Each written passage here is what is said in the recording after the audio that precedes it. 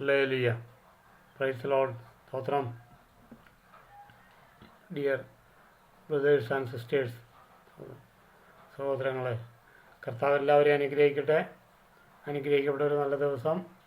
അപ്പോൾ തന്നെ വീണ്ടും ഒരിക്കൽ കൂടി ഒരു ചെറിയ വീഡിയോയുമായി നിങ്ങളെല്ലാം മുന്നിൽ ആയിരിക്കാൻ സ്വർഗത്തിലെ ദൈവം എനിക്ക് കൃപ തന്നു. അതിനായി സ്തോത്രം ചെയ്യുന്നു. കഴിഞ്ഞ ഏകദേശം ഒരു 1.5 വർഷമായിട്ട് ഞാനും ഒരു ആത്മീയമായ വരൾച്ചയുടെ പാതയിലായിരുന്നു. അതങ്ങനെയാണ്, നമ്മൾ കർത്താവിൻ്റെ വചനം പറയുന്നവർക്ക് ഒരു വരൾച്ച കാലവും ആ കാലാവസ്ഥയൊക്കെ ഉണ്ടാവും. അപ്പോൾ അത് ദുഷ്ടൻ കൊണ്ടുവന്ന് ഇടുന്നതാണ്. നമ്മുടെ സാഹചര്യങ്ങളിൽ ചില പ്രതിസന്ധികൾ കൊണ്ടുവന്ന് വചനം പറയുന്നവന് അതിൻ്റെ തടസ്സം കൊണ്ടുവന്ന് സൃഷ്ടിച്ച് അപ്പം അത് ചെയ്യാതിരിക്കാൻ പല കാര്യങ്ങളുണ്ടാവും. അപ്പോൾ അങ്ങനെ ആ ഒരു അവസ്ഥയിൽ ഞാനും ആയിരുന്നു. അപ്പോൾ എനിക്ക് കഴിഞ്ഞ ഒരിടയ്ക്ക് ഞങ്ങളുടെ ഒരു പാസ്റ്റർ വന്നപ്പോൾ ഒരു വചനം പറഞ്ഞു. അപ്പോൾ അതൊരു എൻ്റെ മനസ്സിൽ സ്ട്രൈക്ക് ചെയ്തുകൊണ്ട് ഞങ്ങൾ ഈ 2 മണി കൂട്ടായ്മ, ഞങ്ങളൊരു ഗ്രൂപ്പുണ്ട്.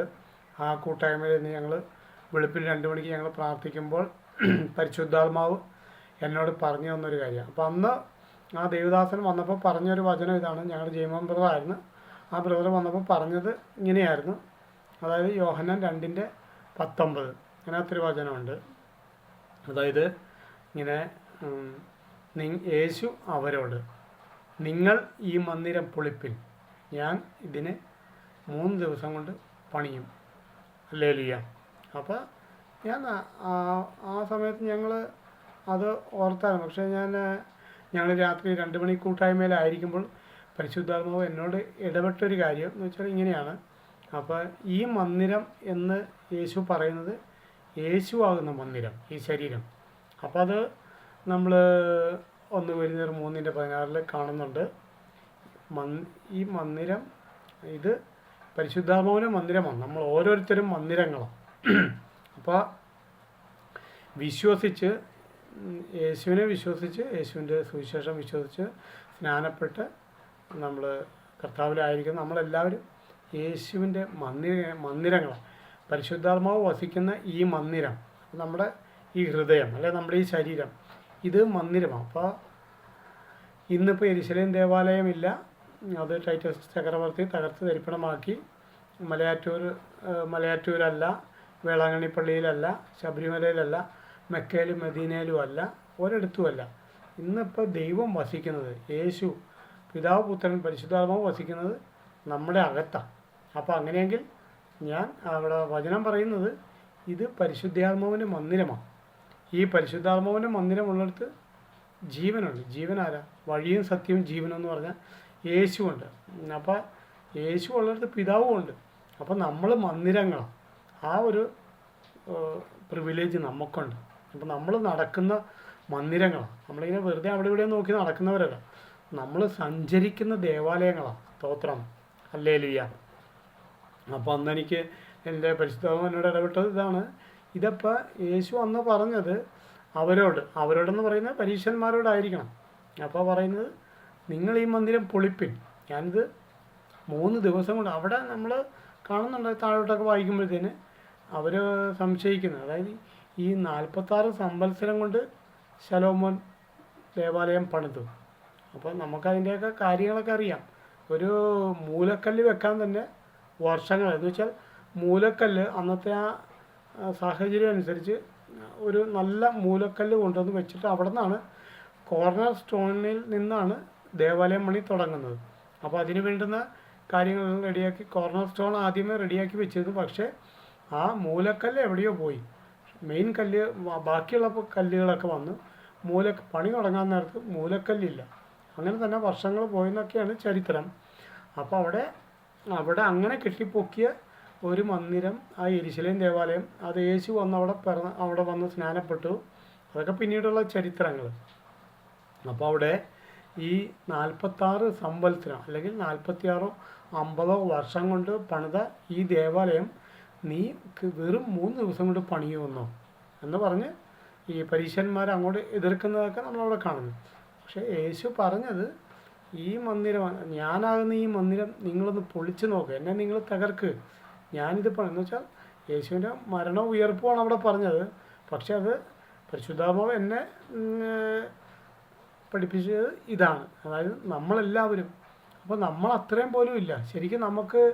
നമ്മൾ വിശ്വസിച്ച്, ഇപ്പോൾ ഞാൻ 2006-ലോ 2007-ലോ ഞാൻ വിശ്വസിച്ച് സ്നാനപ്പെട്ടു. ഞാനൊരു ആലയത്തിൽ വന്ന്, ഞങ്ങൾ ഹെവൻലി ഫെസ്റ്റിൽ വന്ന് കൂടി ചേർന്ന് വിശ്വാസമാർഗത്തിലായി. അപ്പോൾ എത്രയോ നാൾ തകർന്ന് കിടന്ന് ഞാൻ ഇങ്ങനെ വന്ന് ഈ മാർഗം എന്നെ ഒരു പോലീസുകാരൻ കൊണ്ടുവന്ന് ഇവിടെ കാണിച്ചു. ഇങ്ങനെ ഈ വിശ്വാസത്തിലേക്ക് ഞാൻ വന്നു. അങ്ങനെ ഞാൻ രക്ഷിക്കപ്പെട്ടു, ഒരു നല്ല സഭയിലായി, അങ്ങനെ ഇരിക്കുന്നു. അപ്പോൾ ഞാൻ വിശ്വസിക്കുന്നത്, ഞാൻ ആ സ്നാനക്കുളത്തിൽ മുങ്ങി എഴുന്നേറ്റ ആ സെക്കൻഡ് സമയം കൊണ്ട്, അപ്പോൾ യേശു എൻ്റെ അകത്തായ മുങ്ങി കയറിയപ്പോഴത്തേന് പരിശുദ്ധാത്മാവ് എൻ്റെ അകത്ത് വന്നു. അപ്പോൾ പരിശുദ്ധാത്മാവിന് മന്ദിരമായി തീർന്നു. അതായത് ആ എനിക്ക് തോന്നുന്നു ഒരു 40-42 വർഷം ഞാനിങ്ങനെ തകർന്ന് കിടക്കുകയായിരുന്നു. ഹല്ലേലൂയ. അപ്പോൾ ആ തകർന്ന് കിടന്ന് എന്നെ കേവലം വിശ്വസിച്ച് ഞാൻ ഏൽപ്പിച്ചു കൊടുത്ത ആ ഒരു സെക്കൻഡ് കൊണ്ട് എന്നിലൊരു ദേവാലയം പണിതു. അപ്പോൾ ഇത് പരിശുദ്ധാത്മാവിൻ്റെ മന്ദിരമായി തീർന്നപ്പോൾ പിതാവ്, പുത്രൻ, പരിശുദ്ധാത്മാവ് എൻ്റെ ഉള്ളിൽ വന്ന് വസിച്ചു. അപ്പോൾ നമ്മളെല്ലാവരും മന്ദിരങ്ങളാണ്, നമ്മളെല്ലാവരും സഞ്ചരിക്കുന്ന മന്ദിരങ്ങളാണ്. അപ്പോൾ ഈ മന്ദിരം പണിയാൻ യേശുവിന് 3 ദിവസം മതിയെങ്കിൽ നമ്മളാവുന്ന മന്ദിരങ്ങൾ നമ്മൾ പണിതത്. അപ്പോൾ യേശു തന്നെ അവിടെ വചനം പറയുന്നുണ്ട്, ഞാൻ ചെയ്തതിലും അധികം നിങ്ങൾ ചെയ്യുമെന്ന്. സ്തോത്രം അല്ലേ? നമ്മളവിടെ കാണുന്നുണ്ടല്ലോ, യേശു പല സൗഖ്യങ്ങളും നടത്തി. പക്ഷേ പത്രോസ് തെറ്റിപ്പോയൊരു ശിഷ്യൻ, വീണ്ടും അവനെ തിരികെ വന്ന് റിസ്റ്റോർ ചെയ്ത് വന്നപ്പോൾ അവനും യോഹന്നാനും കൂടെ വരുമ്പോഴത്തേന് ഒരു മുടന്തനെ കാണുമ്പോഴത്തേന് ഒറ്റ നോട്ടത്തിൽ അവനെ എഴുന്നേൽപ്പിച്ച്, ഗെറ്റപ്പ് ആൻഡ് വാക്ക് എന്ന് പറഞ്ഞാൽ അവനെ എഴുന്നേൽപ്പിച്ച് വിട്ടു. സ്തോത്രം. അപ്പോൾ അവിടെ നമ്മൾ കാണുന്നത് ആ പത്രോസിൻ്റെ നിഴലെങ്കിലും കണ്ട് അടിച്ച് സൗഖ്യമാകാൻ ആ ഒരു രീതിയിലോട്ട് പത്രോസിനെ മാറി. പക്ഷേ യേശുവിനെ ഒരിക്കലും അങ്ങനെ ഒരു കാര്യം നമ്മൾ കേട്ടിട്ടില്ല. അപ്പോൾ അതുപോലെ തന്നെ യേശു പറഞ്ഞത്, ഞാൻ വലുതെന്നല്ല, എന്നെ വിശ്വസിക്കുന്ന നിങ്ങൾ വൻ കാര്യങ്ങൾ ചെയ്യും. അപ്പോൾ എന്നോട് വന്ന് പരിശുദ്ധാത്മാവ് ഞങ്ങളുടെ 2 മണി കൂട്ടായ്മയിൽ ഇരിക്കുമ്പോൾ എന്നെ പഠിപ്പിച്ചൊരു കാര്യം ഇതാണ്, നമ്മളാ വിശ്വസിച്ച് സ്നാനപ്പെട്ട ആ സെക്കൻഡുകൾ കൊണ്ട് നമ്മളൊരു മന്ദിരം പണിത് കഴിഞ്ഞു. യേശുവിന് 3 ദിവസം വേണം, ശലോമോൻ രാജാവിന് 46 സംവത്സരം വേണമായിരുന്നു. ഇന്നിപ്പോൾ ഡെന്നീസിന് കേവലം 1, 2, 3 മിനിറ്റുകൾ മതി. ആ സെക്കൻഡുകൾ കൊണ്ട് നമ്മൾ ഒരു വലിയൊരു ദേവാലയം, അതായത് പിതാവാം ദൈവം, പുത്രനാം ദൈവം, പരിശുദ്ധാത്മാവാം ദൈവം, 3 ദൈവങ്ങളും വന്ന് വസിക്കുന്ന ഒരു മന്ദിരം നമ്മൾ സ്വന്തമായിട്ട് പണിതിരിക്കുന്നു. ഇനി നമ്മൾ ചെറിയ ആൾക്കാരല്ല. അപ്പോൾ വചനം നമ്മൾ കേൾക്കുന്നത് പോലെ ആകാശവും ഭൂമിയും ഒരൊറ്റ വാക്കിനാൽ സൃഷ്ടിച്ചവൻ ഇന്ന് എൻ്റെ അകത്ത് വന്ന് വസിക്കുന്നു. ആ പരിശുദ്ധാത്മാവ് ഈ ഭൂമിയെ, അല്ലെങ്കിൽ ഇതിനെ മുഴുവൻ ഈ ആഴിയുടെ മേൽ പരിവർത്തിച്ച് ഇന്ന് കാണുന്ന മുഴുവനും ഈ സ്വർണങ്ങൾ, വൈരങ്ങൾ, രത്നങ്ങൾ, കോടാനുകോടി, പിന്നെയും ഇരുമ്പയിരുകൾ, അഭ്രപാളികൾ, സ്വർണ്ണ അംശങ്ങൾ, അങ്ങനെ എന്തെല്ലാം ഇരുമ്പ് സാധനങ്ങൾ മണ്ണിനടിയിൽ ഇന്നും ഒളിപ്പിച്ച് വെച്ചിട്ട് ഇനിയും കാണും. യുറേനിയം, അതുപോലെ എന്തെല്ലാം വില കൂടിയ ഐറ്റംസുകളൊക്കെ ഉണ്ടോ, കല്ലുകൾ, മുത്തുകൾ, ഇതൊന്നും കണ്ടുപിടിക്കപ്പെട്ടിട്ടില്ല, ഇനിയും വരാനുണ്ട്, പുറത്തെടുക്കാനുണ്ട്. അപ്പോൾ ഇതെല്ലാം സൃഷ്ടിച്ച ഈ ആകാശത്തോട്ട് നോക്കിയാൽ അനേക കോടി, ട്രില്യൺ, ബില്യൺ, മില്യൺ കണക്കിന് ഗ്രഹങ്ങൾ, നക്ഷത്രങ്ങൾ, ഒരൊറ്റ സൗരയൂഥത്തിൽ നമുക്ക് എണ്ണാൻ പറ്റാത്ത അത്രയും കോടി, ഒരു 10,000 അല്ലെങ്കിൽ ഒരു 1,00,000 കോടി നക്ഷത്രങ്ങളുണ്ടെങ്കിൽ അതിനെയൊക്കെ അത്രയും തന്നെ ഏകദേശം സൗരയൂഥങ്ങൾ ഇന്ന് ഈ പ്രപഞ്ചത്തിലുണ്ടെന്നുള്ളതാണ് സയൻസ് കണ്ടുപിടിച്ചിരിക്കുന്നത്.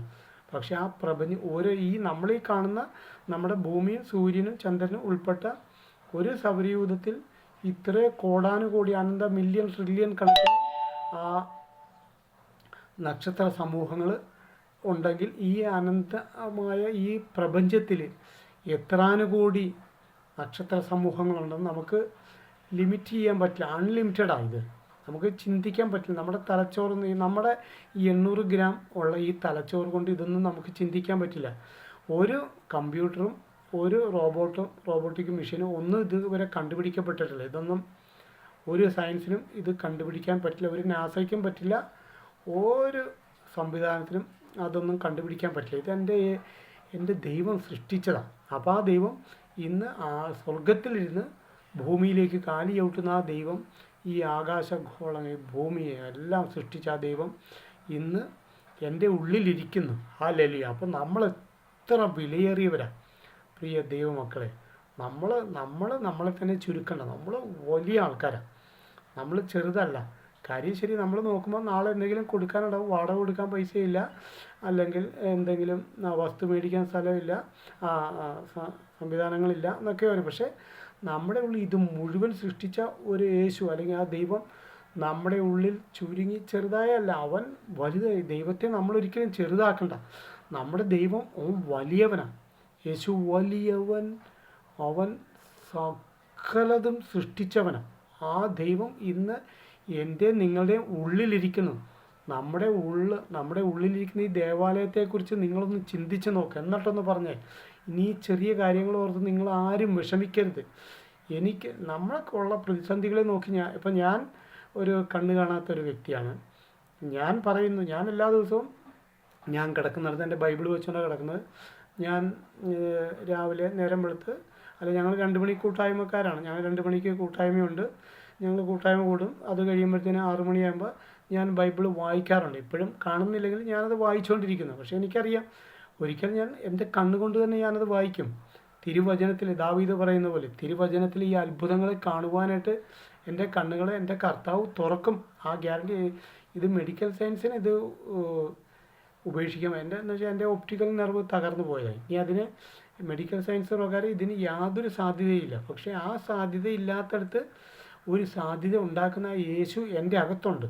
അപ്പോൾ ഈ വചനം എന്നിലേക്ക് വന്നപ്പോഴത്തേന് nothing is impossible with Jesus Christ. ഈ അസാധ്യമായ കാര്യം യേശു ക്രിസ്തു മുഖാന്തരം ഒന്നുമില്ല. അപ്പോൾ അത് എൻ്റെ യേശു മുഖാന്തരം ഇതെല്ലാം എനിക്ക് സാധ്യം. അപ്പോൾ എൻ്റെ കണ്ണിൻ്റെ കാഴ്ച കിട്ടും. ഞാൻ നിങ്ങളോടെല്ലാം നേരിട്ട്, ഞാൻ നേരത്തെ ഞാൻ പറഞ്ഞിട്ടുള്ളത് പോലെ 1.5 കൊല്ലം മുമ്പ് ഞാൻ പറഞ്ഞിട്ടുണ്ട്. 1.5 കൊല്ലമായിട്ട് ഞാൻ ഇച്ചിരി പുറകോട്ടായിരുന്നു. പ്രാർത്ഥനയിൽ ഇച്ചിരി പുറകോട്ട് പോയി. കുറച്ച് പ്രയാസം, അതായത് ഞങ്ങളുടെ നല്ലൊരു വചനം കിട്ടുന്നില്ല, അങ്ങനത്തെ അവസ്ഥയിലൊക്കെ ആയിരുന്നു. അത് നമുക്കെല്ലാവർക്കും ഉണ്ടാവും, ആത്മീയമായ ഒരു വരൾച്ച ഉണ്ടാവും. അപ്പോൾ പക്ഷേ ഇത് വീണ്ടും ഞാൻ റീസ്റ്റോർ ചെയ്തുകൊണ്ടിരിക്കുന്നു. ഞങ്ങളുടെ 2 മണി കൂട്ടായ്മയിൽ വന്നപ്പോൾ ഞങ്ങൾക്ക് നല്ല സന്തോഷം. ഞങ്ങൾ പ്രാർത്ഥിച്ചുകൊണ്ടിരിക്കുന്നു. അനുഗ്രഹിക്കപ്പെട്ട കാര്യങ്ങൾ ഇനിയും നടക്കും.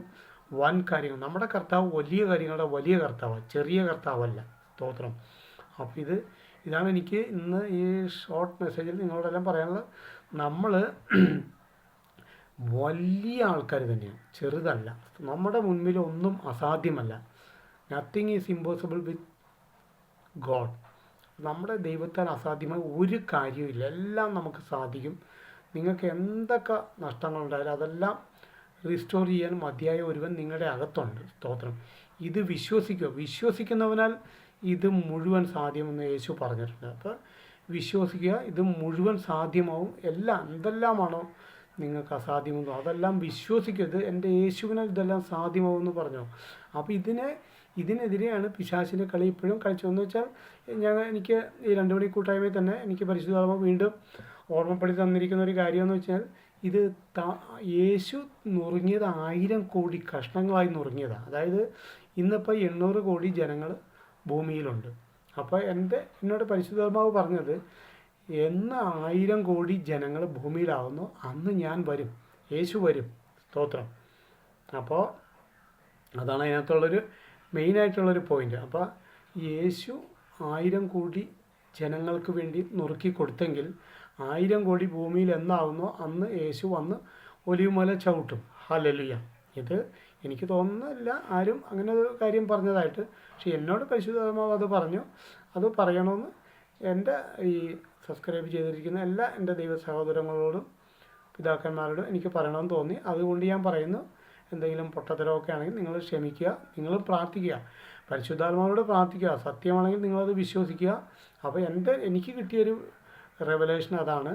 അതായത് നമ്മുടെ യേശു 1000 കോടിക്ക് വേണ്ടി നുറുങ്ങിയവനാണ്. അപ്പോൾ 1000 കോടി എന്നാകുന്നോ അന്ന് എൻ്റെ യേശു പോയതുപോലെ അന്ന് ആ ഒലിവുമലയിൽ നിന്ന് പോയെങ്കിൽ ആ ഒലിവുമല ചവിട്ടി യേശു വീണ്ടും വരും. ഹല്ലേലൂയ. അതിന് ഇനിയിപ്പോൾ എനിക്ക് തോന്നുന്നു 800 കോടി, ഇനി 200 കോടിയാകാൻ വലിയ സമയങ്ങളൊന്നും 10, 50 അല്ലെങ്കിൽ 100 വർഷം പോലും വേണ്ട. ഒരു 50 വർഷം കൊണ്ടൊക്കെ ചിലപ്പോൾ ഈ ഭൂമിയുടെ അവസാനം കർട്ടനിടാൻ സമയമാവും എന്നെനിക്കും തോന്നുന്നു. അപ്പോൾ അതിൻ്റെയൊക്കെ ഒരാരംഭം കുറിച്ചു